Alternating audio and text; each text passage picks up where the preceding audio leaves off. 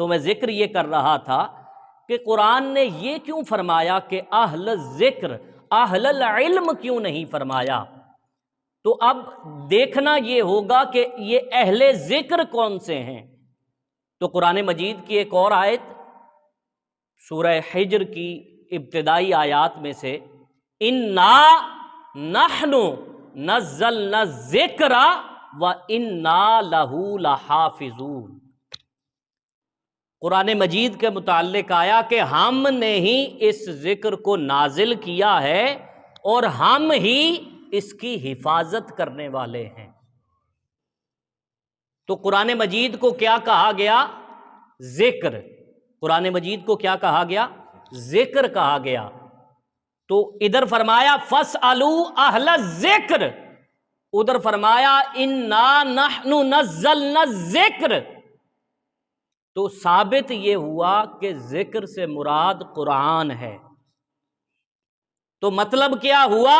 فَاسْأَلُوا أَهْلَ الْقُرْآنِ، کہ قرآن والوں سے پوچھ لو اگر تم کسی بات کے متعلق نہیں جانتے۔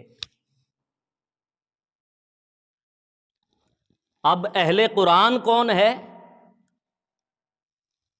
میرے سامنے قرآن پڑھا ہو یا میرے پاس ادھر مسجد میں قرآن ہو تو میں بھی اہل قرآن ہوں۔ قرآن رکھنے والا، آپ کے پاس قرآن ہے، آپ کہیں گے اہل قرآن میں ہوں۔ لاہور والے کہیں گے ہمارے پاس بھی قرآن ہے، اہل قرآن ہم ہیں۔ ملتان والے کہیں گے ہمارے پاس بھی ہے، ہم بھی اہل قرآن ہے۔ یورپ والے کہیں گے، امریکہ والے کہیں گے ہم بھی قرآن رکھتے ہیں، تو اہل قرآن ہم ہیں۔ تو اب قرآن سے ہی پوچھتے ہیں کہ اہل قرآن اصل میں ہیں کون؟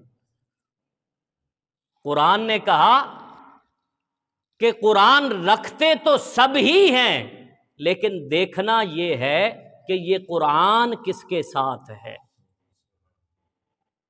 تو اب حدیث پاک ہے، حضور نے فرمایا القرآن مع علی وعلی مع القرآن، کہ قرآن علی کے ساتھ ہے اور علی قرآن کے ساتھ ہے۔ اب پھر سوال پیدا ہوتا ہے کہ حضرت علی کب سے قرآن کے ساتھ ہیں اور یہ قرآن کب تک علی کے ساتھ رہے گا؟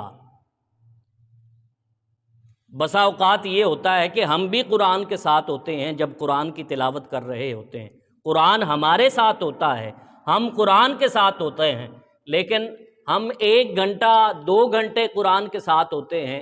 کوئی جب وضو کرتا ہے تب قرآن کے ساتھ ہوتا ہے، کسی کا وضو ہو پھر بھی وہ قرآن کے ساتھ نہیں ہوتا۔ تو یہ قرآن کب سے علی کے ساتھ ہے اور یہ قرآن کب تک علی کے ساتھ رہے گا؟ حضور نے اس کا بھی جواب دے دیا۔ حضور نے فرمایا القرآن مع علی وعلی مع القرآن انہم لا یفترقان، یہ دونوں جدا نہیں ہوگے حتی یرد علی الحوض، جب تک کہ یہ حوض کوثر پر اکٹھے نہ ہو جائیں۔